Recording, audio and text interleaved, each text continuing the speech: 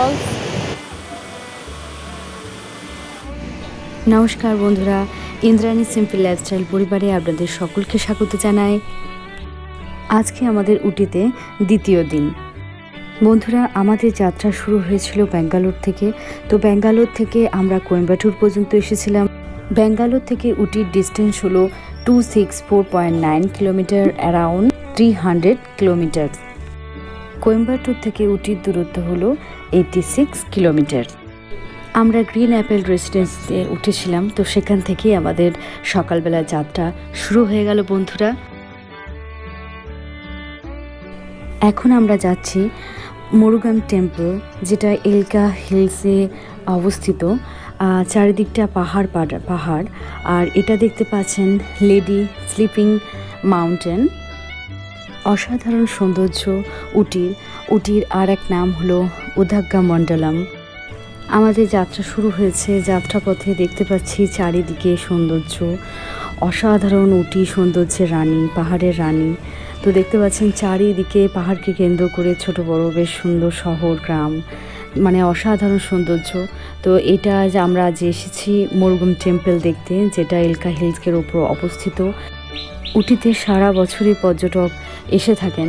তো যারাই আসেন তারা এই মুরুগান টেম্পল অবশ্যই দেখে থাকেন।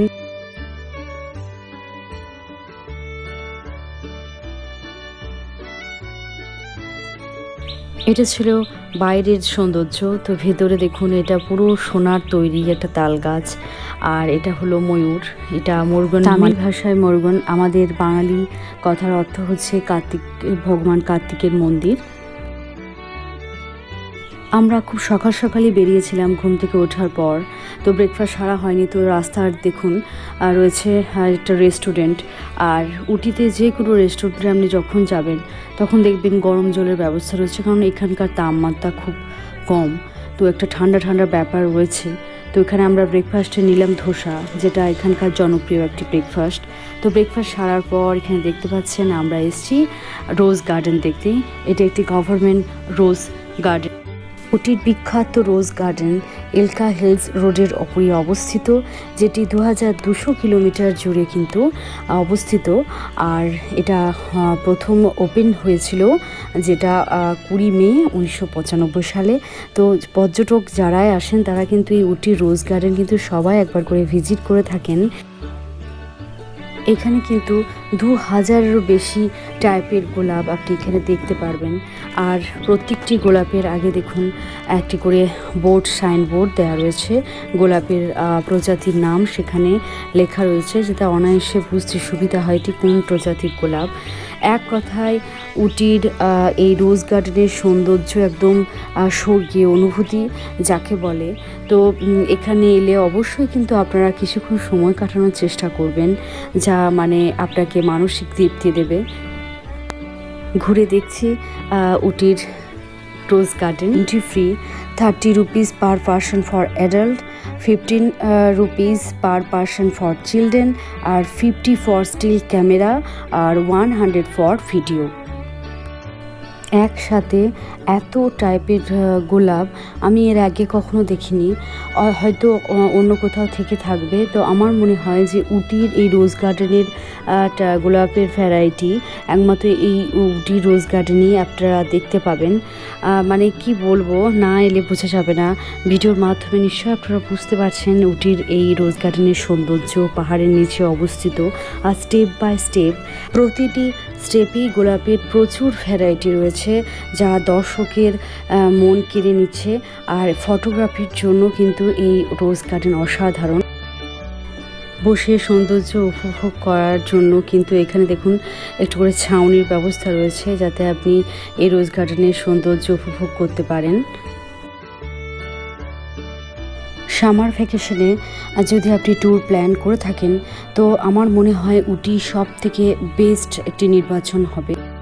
আমরা বিশেষ করে বাঙালিরা একটু ভ্রমণপ্রিয় হয়ে থাকি। তো মাঝে মাঝে আমাদের এই ধরনের একটি ট্যুর প্ল্যান আমাদেরকে অনেক রিফ্রেশ করে থাকে।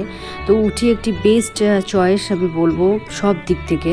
তো বাচ্চাদের নিয়ে আমাদের সামার ভ্যাকেশন এই উটিতে অসাধারণ কাটলো। প্রচুর ফটোগ্রাফি করলাম, যেটা এই রোজ গার্ডেনের মধ্যে ফটোগ্রাফি মানে কি বলবো, অসাধারণ একটি অনুভূতি। অনেকক্ষণ সময় আমরা কাটালাম। এখানে এলে আমার অনুরোধ, অবশ্যই কিছুটা সময় এখানে কাটিয়ে যাবেন, খুব ভালো লাগবে। গোলাপের পাশাপাশি দেখুন এই বিভিন্ন রকমের টিউব রোজ সচরাচর কিন্তু আমরা দেখতে পাই না, সেটারও দেখা এখানে পাওয়া গেল। তো এবার আমরা এসেছি উটির বোটানিক্যাল গার্ডেন দেখতে, যেটা entry fee 50 rupees for adult, 30 rupees for children. আর এখানে জরিমানা হিসেবে আপনি একটা ফুলে যদি হাত দিয়ে থাকেন ভুল করেও, তাহলে 1000 রুপিস কিন্তু আপনার জরিমানা। প্রত্যেক পর্যটক কিন্তু এই বোটানিক্যাল গার্ডেনে কিন্তু একবার কিন্তু ভিজিট করে। আপনারা দেখতেই পাচ্ছেন যে বোটানিক্যাল গার্ডেনের সৌন্দর্যটা ঠিক কী রকম, কতটা সুন্দর ভাবে সুসজ্জিত। আর উটির সৌন্দর্যের কথা ভাষায় প্রকাশ করা যাবে না বন্ধুরা। তো আমরা উটির সমস্ত প্রায় ভিউ পয়েন্ট, এখানে ট্যুরিস্ট প্লেস সব কটাই ঘুরে দেখলাম। তো খুব ভালো অভিজ্ঞতা হলো।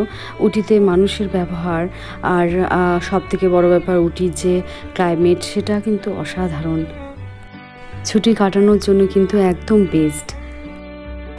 এবারে আমরা যাচ্ছি পাইকারা ফলসের উদ্দেশ্যে। তো তার আগে দুটো ট্যুরিস্ট পয়েন্ট যেটা রয়েছে সেটা হলো পাইন ফরেস্ট। পাইকারা ওয়াটারফলস দেখতে যাওয়ার রাস্তাতেই কিন্তু এইটি পাইন ফরেস্টটি পড়ছে। এটাও একটি ট্যুরিস্ট একটা ভিউ পয়েন্ট। তো দেখতে পাচ্ছেন প্রচুর ট্যুরিস্ট এখানে রয়েছে। আর রয়েছে পাইকারা লেক, সে লেকের সৌন্দর্য একটা উটির একটি আকর্ষণীয় স্থান। তো যাই হোক, তো চলুন। আর এখানে দেখতে পাচ্ছেন অনেকটা নিচু, কিন্তু বেশ মানে কি বলবো, অনেকটা ঢাল, তো নামতে বেশ অসুবিধা হচ্ছে। তো যাদের শ্বাসকষ্টের প্রবলেম আছে তাদের কিন্তু এই জায়গাটা অ্যাভয়েড করাই ভালো, কারণ আমার পার্সোনালি একটু প্রবলেম হচ্ছিল। তো অসাধারণ অভিজ্ঞতা। এই পাইন ফরেস্টে এসে মনে হচ্ছে যেন আপনি শ্রীনগরের পেহেলগামে পৌঁছে গেছেন। আর বেশ ঠান্ডা, আমরা যেহেতু বাঙালি তো একটুতেই ঠান্ডা লাগে। তো যাই হোক, দেখতে পাচ্ছেন আমি এখানে শাল নিয়ে নিয়েছি। আপনাদের কাছে এটাই মানে অ্যাডভাইস করব, উটিতে সব জায়গায় না হলেও কিছু কিছু জায়গাতে কিন্তু এরকম পাতলা কিছু দরকার পড়ে, যেটা আপনারা কিন্তু এলে অবশ্যই সঙ্গে করে নিয়ে আসবেন।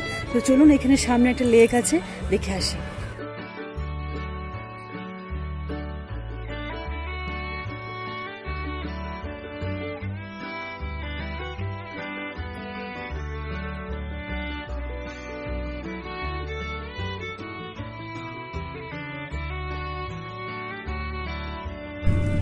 তো এখানে সকল পর্যটকই এসে থাকেন এখানকার সৌন্দর্য উপভোগ করতে। আপনারা দেখতেই পাচ্ছেন লেকটি কত নির্মল।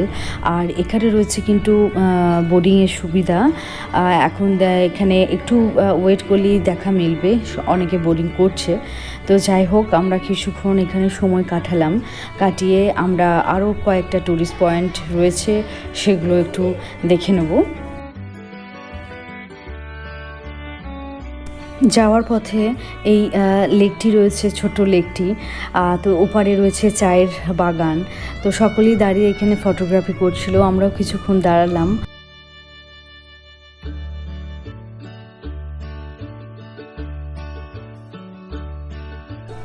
আবার গাড়িতে উঠে পড়লাম। তো যাওয়ার পথেই দেখুন এখানে ট্রি পার্ক রয়েছে। এটা একটি অসাধারণ একটি ভিউ পয়েন্ট। মানে এখানে একটু নামলাম। তো পাইকারা যাওয়ার পথেই কিন্তু এই টুরিস্ট পয়েন্টগুলো কিন্তু ভিজিট করে নেওয়া যায়। তো যাই হোক, চলুন আর একটু এগিয়ে যাই। এদিকেও কিন্তু চারিদিকে পাইন ফরেস্ট। এখানকার যেহেতু পার্বত্য অঞ্চল উটি, তো এখানে পাইন, ফার, দেবদারু গাছ কিন্তু চারিদিকটা ঘিরে রয়েছে, যেটা উটির আরও সৌন্দর্য বাড়িয়ে তোলে। এখানে দেখতেই পাচ্ছেন যে পুরোটাই কিন্তু চা বাগান আর আদিবাসীদের এখানে গ্রাম। ঠিক মনে হচ্ছে যেন আমরা সুইজারল্যান্ডে দাঁড়িয়ে রয়েছি।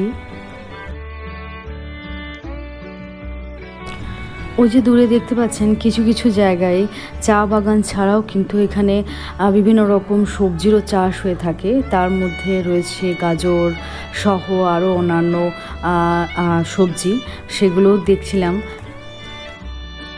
তো সেখান থেকে আবার গাড়িতে উঠে পড়লাম। তো আবার একটি ট্যুরিস্ট পয়েন্ট দেখুন, হোয়েন লকডাউনস নেচার টেল।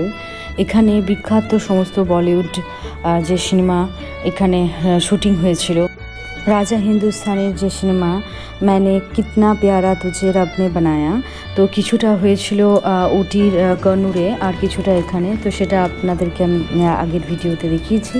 তো এখানে সমস্ত বলিউড সিনেমার শুটিং হয়ে থাকে আর ভিউ পয়েন্টও চা বাগান ওপর থেকে দেখতে পাওয়া যায় আর সমস্ত গ্রাম।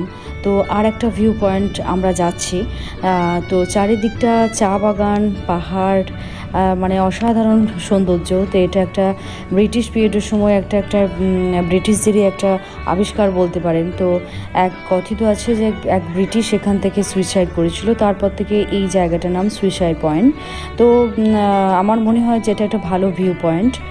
তো যাই হোক, সেটাও দেখলাম, যেটা পাইকারা যাওয়ার পথেই পড়ে। আর আমরা পৌঁছে গেছি পাইকারা ফলস দেখবার জন্য, বিশ্ববিখ্যাত পাইকারা ফলস। তো চলুন, অনেকটা পায়ে হেঁটে যেতে হয় মেন রাস্তা থেকে। তো এখানেও entry fee 5 rupees per head.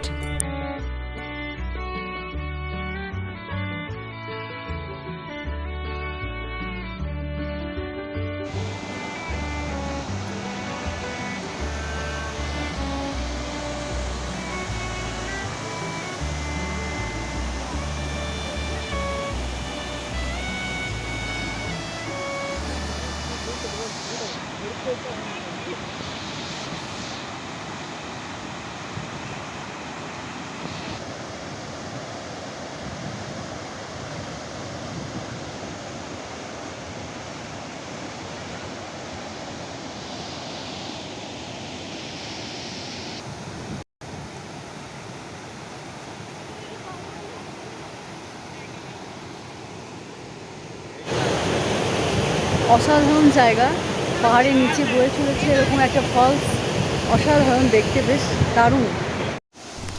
তো অসাধারণ পাইকারা ফলস, মানে মানে এক কথায় অসাধারণ। আমার জীবনে প্রথম ওয়াটার ফলস দেখা। তো সত্যিই খুব সুন্দর। উটি সত্যি করেই সৌন্দর্যের রানী, তার মধ্যে এরকম ফলস। উটিতে আসতে গেলে আমরা যখন কোয়েম্বাটোর থেকে আসছিলাম তখনও কিন্তু চারিদিকে কিন্তু অনেক ছোট ছোট ওয়াটার ফলস দেখলাম। তো ডলফিন নোজ যে ভিউ পয়েন্ট ছিল সেখান থেকেও একটা ফলস দেখতে পাওয়া যাচ্ছিলো, টাইগার ফলস।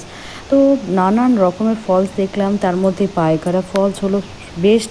তো এখানে এলে পরে অবশ্যই কিন্তু কিছুক্ষণ সময় কাটাবেন। এই যে ওয়াটার ফলস যে বয়ে চলেছে, এটি একটি আওয়াজ ঝিরঝির, তো এত মানসিক শান্তি দেয়।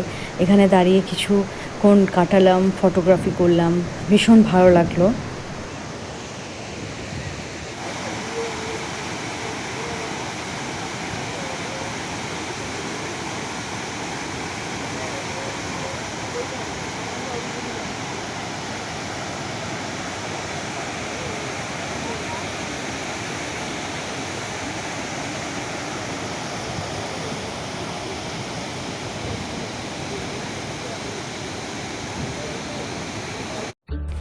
তো অবশেষে আমাদের লাস্ট গন্তব্য জায়গা হচ্ছে মধুমালাই। উটিতে যারা এসে থাকেন তারাই কিন্তু এই মধুমালাই যে ন্যাশনাল পার্ক, সেখানে সকলেই আসেন। তো আমরাও যাচ্ছি সেখানে, একটা মধুমালাই বন্দিপুর যেখানে টাইগার রিজার্ভ, তো সেটা দেখবার জন্য। তো চলুন, তার আগে দেখুন এই যে উটির আঁকা বেঁকা রাস্তা, বেশ খুব ভালো লাগছে। চারিদিকে পাইন গাছ, অসাধারণ উটির সৌন্দর্য, বারবার একটা কথাই বলছি। তো চলুন আমরা এবার মধুমালাই যাই, দেখে আসি। তো মধুমালাই ফরেস্টে যাওয়ার আগে সাইনবোর্ডে কিছু দেওয়া রয়েছে ইনস্ট্রাকশন, যেটা আপনি এখানে দাঁড়িয়ে পশু পাখির ছবি তুলতে পারবেন না, যেহেতু রাস্তা দিকে এখানে বাঘ সহ বিভিন্ন রকম ওয়াইল্ড অ্যানিমেল যাওয়া আসা করে। দেখুন দূর থেকে একটা হাতি দেখতে পাওয়া যাচ্ছে। তো কিছুক্ষণ দাঁড়ালাম, হাতিটি দেখলাম, যেহেতু আমরা চিড়িয়াখানায় কিন্তু হাতি সচরাচর দেখে থাকি। তো এইরকম ন্যাশনাল পার্কের মধ্যে হাতি দেখা বা জন্তু জানোয়ার দেখা কিন্তু সত্যিই খুব একটা বেশ আশ্চর্যকর ব্যাপার, বেশ ভালো লাগে। তো হ্যাঁ, এখানে কিন্তু আপনি দাঁড়িয়ে পশু পাখি সহ কিছু ফটো তুলতে পারবেন না, আর তাদের কোনো খাবার আপনি দিতে পারবেন না। আর এখানে দেখুন রাস্তার দুপাশেই কত হরিণ এখানে বেশ দল বেঁধে রয়েছে। তো এরকম দেখবার জন্যই কিন্তু আমাদের এখানে আসা, ন্যাশনাল পার্ক যেটা বন্দিপুর।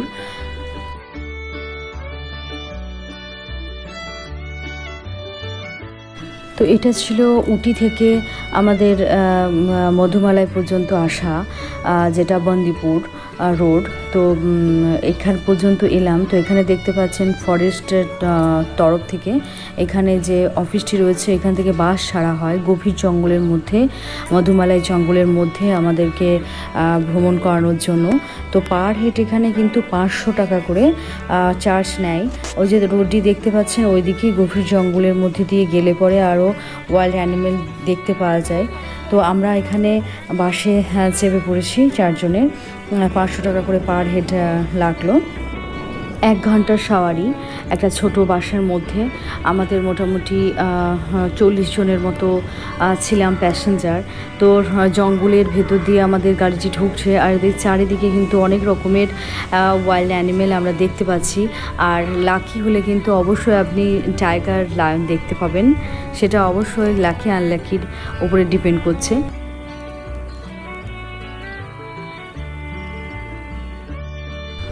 তো এখানে হরিণের সংখ্যা প্রচুর, যেটা রাস্তাতে আসার সময়ও আমরা দেখতে পাচ্ছিলাম। তো প্রচুর হরিণ দেখলাম।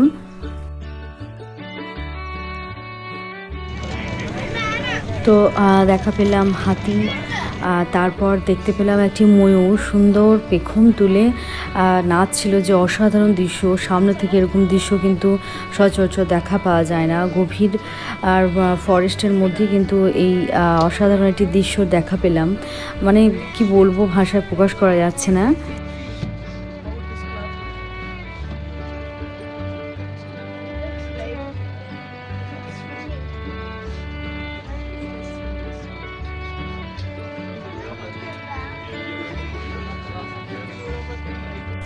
তো এখানে চারিদিকে প্রচুর হরিণ ছিল। তো 2টি হরিণে এখানে দেখুন কত সুন্দর মারামারি করছে, যেটা আমরা ন্যাশনাল জিওগ্রাফি চ্যানেলে দেখতে পাই। তো যাই হোক, আমাদের জঙ্গল সাফারি খুব সুন্দর। বাঘ বা সিংহের দেখা হয়তো পেলাম না, সেটা পুরোটাই ডিপেন্ড করছে লাকি আনলাকির উপরে। তো যাই হোক, এখানে প্রচুর হরিণ, গ্রে লাঙ্গুর, বাইসন, এইগুলোর দেখা পাওয়া গেল। উটি যারাই বেড়াতে আসেন এই বান্দিপুর রোডে কিন্তু মধুমালাই যে জঙ্গল, সেখানে কিন্তু প্রত্যেকেই এই সাওয়ারিটা নিয়ে থাকেন। অসাধারণ অভিজ্ঞতা ন্যাশনাল পার্কের ভেতরে এইভাবে বেশ ওয়াইল্ড অ্যানিমেল দেখা, সত্যি তাই। অনেকটা সময় এখানে কাটালাম, বেশ ভালো লাগলো। সব মিলিয়ে আমাদের দিনটি কিন্তু অসাধারণ অনবদ্য ছিল। তো পুরো ভিউ পয়েন্ট, আমরা ট্যুরিস্ট পয়েন্ট উটিতে, কন্নুরে আমরা সমস্তটাই ঘুরে দেখলাম। আপনাদেরকেও কিন্তু ভিডিওর মাধ্যমে তুলে ধরলাম। আপনাদের ভালো লাগলে কিন্তু অবশ্যই একটি লাইক করে দেবেন। আর আমার ইন্দ্রাণী সিম্পল লাইফস্টাইল ব্লগ যদি আপনাদের ভালো লাগে তো অবশ্যই কিন্তু চ্যানেলটি সাবস্ক্রাইব করে দেবেন, পাশে থাকবেন। আর যে যেখান থেকে ভিডিওটি দেখছেন ভালোবেসে, তাদের কাছে আমি মানে অনেক কৃতজ্ঞ।